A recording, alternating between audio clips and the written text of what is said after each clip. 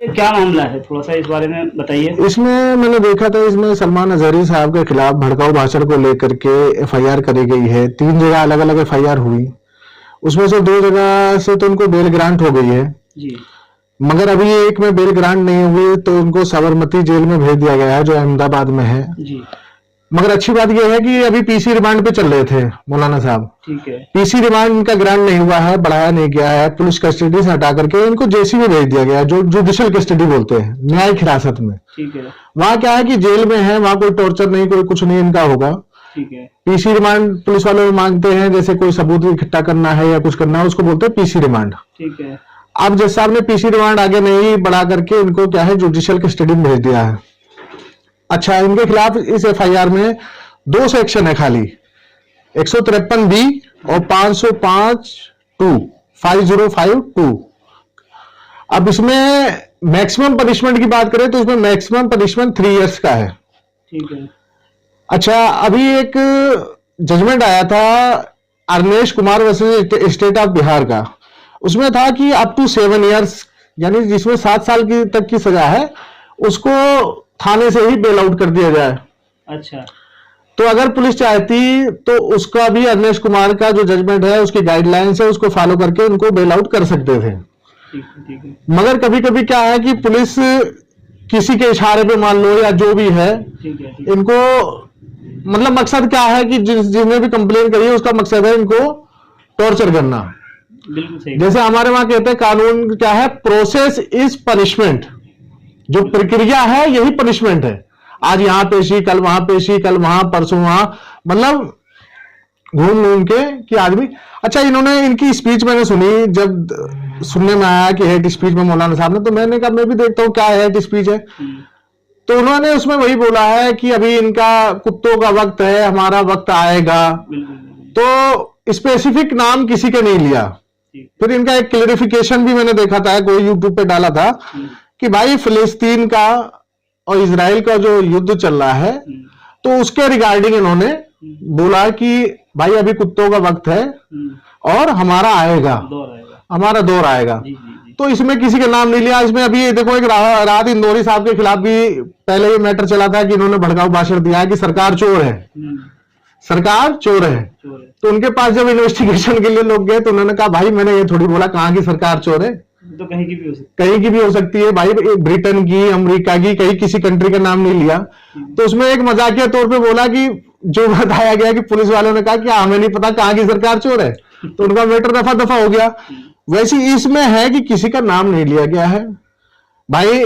और बाकी रही उसकी इसी इनका जो केस स्ट्रॉन्ग था, इसीलिए जाते ही 2 केसों में बेल ग्रांट हो गई है और कल संडे है, पूरी उम्मीद है कि मंडे में इनकी बेल वहां से भी ग्रांट हो जाएगी। इसमें हजरत कितने % चांसेस हैं कि इनकी जो है मंडे को बेल हो जाएगी? 99% का 100% चांस है, क्योंकि कोई डायरेक्ट एलिगेशन नहीं है, कोई ऐसा ऑफेंस नहीं है, बस ये है कि बढ़ा चढ़ा करके पेश किया गया है। 100% बेल हो जाएगी, क्योंकि जो जज साहब हैं, जो भी हैं, अभी एक जज साहब थे इसमें वाई शर्मा जी, उन्होंने बेल ग्रांट करी। तो जज जो है दोनों तरफ की वो देख करके कि क्या है, किसका वो है, उसके आधार पे बेल आउट करता है। तो इसमें जब देखेंगे इसमें कोई ऐसा कुछ है नहीं, बेल हो जाएगी। बेल के बाद में चार्जशीट फाइल होगी, चार्ज फ्रेम होगा भाई, उसके बाद में वो चलेगा, अपना केस चलेगा, उसके बाद जो होगा, जो फैसला होगा वो करा जाएगा। अच्छा। मगर प्राइमा फेसी बेल बनती है। अच्छा वकील साहब, एक चीज़ और मैं पूछना चाह रहा था कि इसमें हमसे कहाँ पे चूक हुई है, जैसे जो हमारी लीगल टीम है उनसे कहाँ चूक हुई है इसमें, कि जैसा कि अभी सुनने में ये आ रहा है कि वहाँ का जो मुदासा में जो कोर्ट में पेशी हुई है आज, खाली जो है पुलिस वालों ने दस्तखत करा के सीधा जो है ना जेल भेज दिया गया, कोई उनकी कोर्ट में पेशी नहीं हुई, कोई कुछ नहीं हुआ। तो ये लीगली जो है ना इसको देखा जाए तो ये सब मामला क्या है? इसमें होता क्या है कि कभी कभी जैसे कि मजिस्ट्रेट साहब मान लिए छुट्टी पे है, लीव पे हैं, ठीक है, तो उसमें क्या करते हैं ड्यूटी उनके पास पेश किया, या मोस्टली क्या होता है कि 4 बजे के बाद मजिस्ट्रेट उठ जाते हैं, ठीक है। ठीक है, तो उसमें क्या होता है कि नॉर्मल प्रोसीजर है कि प्रोड्यूस किया, साइन कराया, 14 दिन की जैसी मांगता है आईओ, तो 14 दिन की जैसी ग्रांट हो जाती है। हर 14 दिन पे आईओ आता है, 14 दिन की जैसी, जब तक इनका चार्जशीट इनकी फाइल नहीं हो जाएगी वो बढ़वाता रहता है। मगर जब बेल ग्रांट हो जाती है तो आईओ को फिर पावर, आईओ जब चाहे चार्जशीट फाइल करे। इसमें मैक्सिमम टाइम 60 दिन का और 90 दिन का होता है ऑफेंस के अकॉर्डिंग। तो इसमें जो है जहां तक है कि मंडे में बेल ग्रांट हो जाएगी और बेल ग्रांट होने के बाद ये बेल आउट हो जाएंगे, बाहर आ जाएंगे, बाकी अपने जो है प्रक्रिया चलती रहेगी। और इसमें बाकी जो है वो दुनिया को पता है, मगर कुछ यूट्यूबर्स जो है लाइक और वो पाने के लिए बढ़ा चढ़ा करके, कॉपी पेस्ट कर करके बात का बतंगड़ बना रहे हैं। मौलाना साहब की भी कोई सही बात नहीं आज पब्लिक के सामने आज पा रही है, जिस वजह से ये बवाल खड़ा हो रहा है। ठीक है ना, तो लोगों से यही रिक्वेस्ट है कि बात का बतंगड़ ना बनाएं, जो रियल चीज है वो बताएं। बाकी हम लोगों को पूरा विश्वास है इंडियन जुडिशियल सिस्टम पे, जजों पे।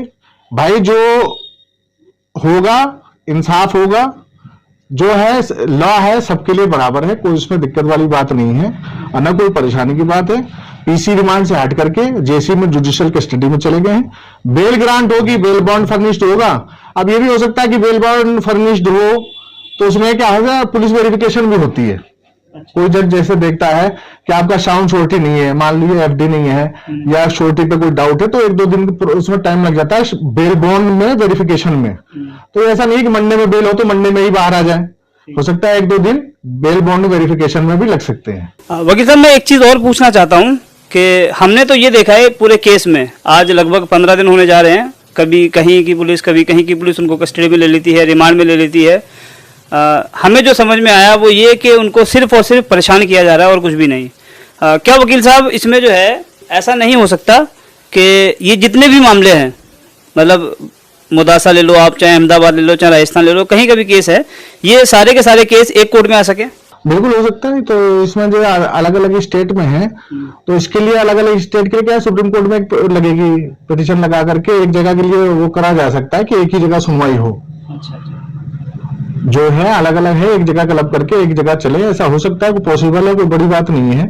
मैं वकील साहब से गुजारिश करूंगा कि अपनी तरफ से कुछ जो हमारे मुसलमान भाई सोशल मीडिया पे जो चीजें वायरल कर रहे हैं, मतलब कुछ नहीं है उनको, बस खाली लाइक और फॉलो के लिए, कुछ व्यूज के लिए ये जो चीजें फैला रहे हैं, उनके लिए जो है ना मैं वकील साहब से पूछूं ये क्या कहना चाहेंगे, एक बार वकील साहब से पूछते हैं। और ये हिंदुस्तान में जो हमारे मुसलमान भाई हैं उनके लिए क्या सलाह देना चाहेंगे? मेरी यही सलाह है भाई कि मिलजुल के रहें। हर आदमी का ये कर्तव्य है कि एक दूसरे के धर्म का सम्मान करे। कोई ऐसा काम मत करो कि किसी की भी धार्मिक भावना आहत हो, चाहे हिंदू हो, चाहे मुस्लिम हो, चाहे क्रिश्चियन हो, चाहे सिख हो, चाहे जैन हो। सब एक दूसरे के धर्मों का आदर शुरू से करते आए हैं और करते रहेंगे।